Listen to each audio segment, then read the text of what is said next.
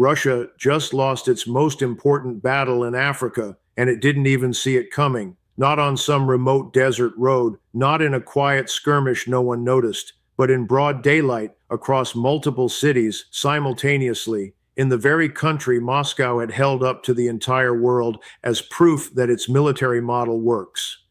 If this is what Russian success looks like, the rest of Africa should be watching very carefully right now.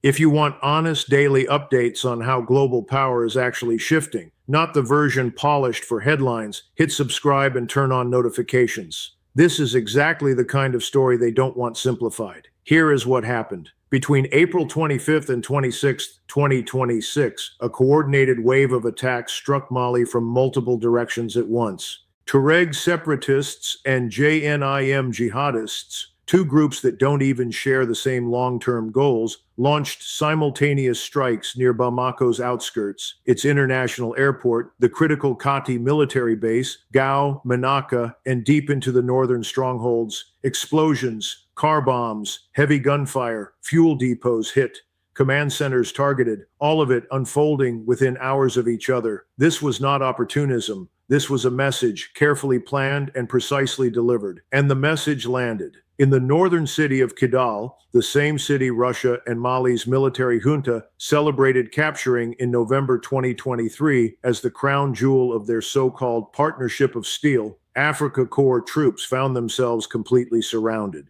Outgunned and cut off, the Russians abandoned their Malian army partners at a nearby base. They then had to negotiate their own exit under rebel escort. Videos circulated online showing Russian military columns armed with BM-21 Grad rocket launchers and D-30 howitzers pulling out without firing a single shot in resistance. Every frame of those videos is a humiliation. Kidal is now fully back under Tuareg control. The victory Moscow celebrated for years, gone in 48 hours. But stay with this, because what happened next made it even worse. While the north collapsed, a suicide car bomb detonated outside the private home of Mali's defense minister, Colonel Sadio Kamara, inside Kati, the most heavily fortified military town in the entire country, the place where Mali's junta leader, General Assimi Goïta, lives. The place surrounded by checkpoints, armed patrols, and Russian-backed security. The attackers got through all of it. Minister Kamara died in the attack, along with his second wife, several family members, and two young grandchildren. Mali's transitional government confirmed the loss in an official statement.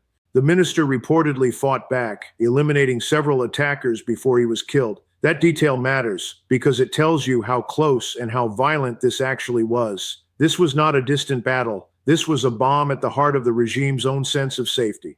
If you're tracking this story and you want the full picture as it develops, not days later, but daily, make sure you're subscribed with notifications on. The situation is moving fast. To understand how Russia ended up in this position, you need to go back further. Mali has been fracturing for over a decade. In early 2012, Tuareg rebels, many of them fighters returning from Libya after Gaddafi's fall, launched a major uprising across the north and briefly declared independence for a region called Azawad. The central government in Bamako, always weak and stretched thin across a vast landlocked territory, never fully recovered from that shock. By 2017, jihadist violence from JNIM was spreading south and west, hitting areas the government could barely defend. The United Nations had deployed thousands of peacekeepers. France ran Operation Barkhane. The United States poured in hundreds of millions in counterterrorism funding. And still, the violence grew. Then came the coups. In 2020 and again in 2021, General Assimi Goïta seized power. His government was frustrated with what they called Western lectures, conditions attached to aid, demands for democratic progress, oversight requirements. They wanted something rawer and faster. Russia offered exactly that. Weapons, helicopter gunships, battle-hardened fighters, no democracy clauses, no human rights audits, no questions asked. In exchange, Russia got access to gold mines and natural resources. The Wagner Group arrived in 2021, later reorganized under the Kremlin's state-controlled Africa Corps. French troops were expelled. killed, UN peacekeepers were forced out, NATO trainers were sidelined. For a moment, it appeared to work. The fall of Kidal in November 2023 looked like vindication. Malian state television celebrated. Russian state media amplified the story across the continent. Goita's government called it proof that Moscow's approach was simply better, faster, tougher, and free from ideological baggage. The partnership was hailed as historic. But here is what that celebration was actually built on. Russia did not fix Mali's problems. It gave the junta a way to suppress them temporarily while extracting the country's resources in the process.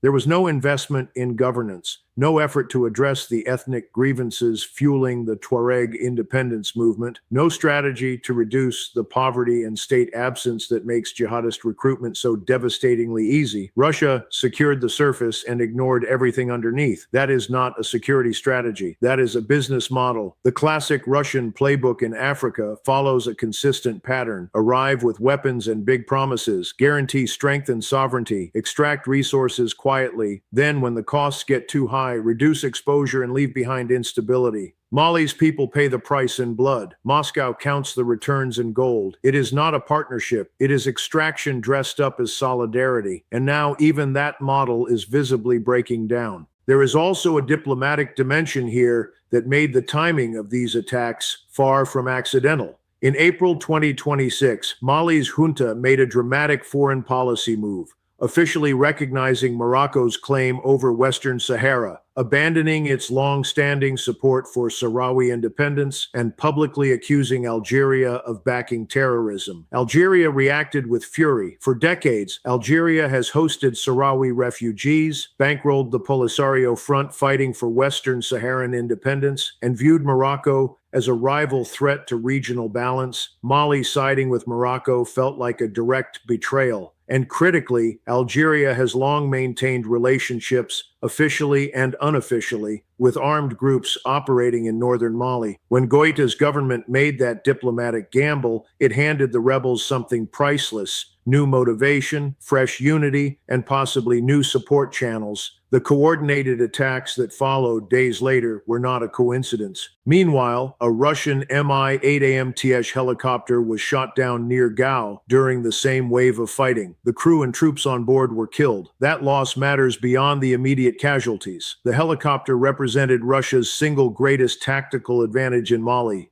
air mobility and fire support over terrain too vast and hostile to control on the ground. The rebels just proved they can take that away. Back in Moscow, the timing could not be worse. Russia is still deeply committed in Ukraine, draining manpower, equipment, and strategic attention at a pace that leaves very little margin for Africa. The Africa Corps, for all its aggressive branding, is a relatively small force. It can move fast and hit hard in targeted operations. But holding fragmented territory across a country the size of Mali against adaptive enemies who learn quickly, exploit every gap, and don't need to win battles to win the war is a fundamentally different challenge.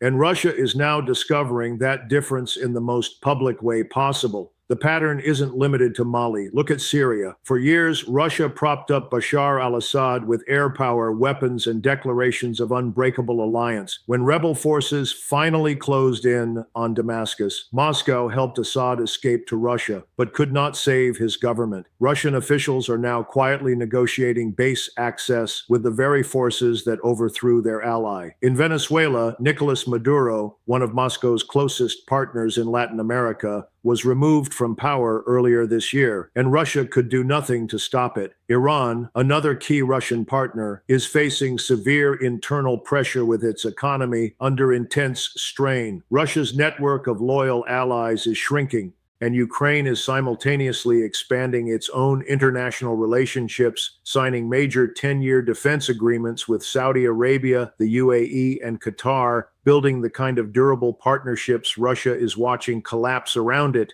What comes next in Mali is genuinely unclear, and that uncertainty is itself a danger. A hard counteroffensive is possible. Malian and Russian forces retaking Kidal and pushing back into contested zones.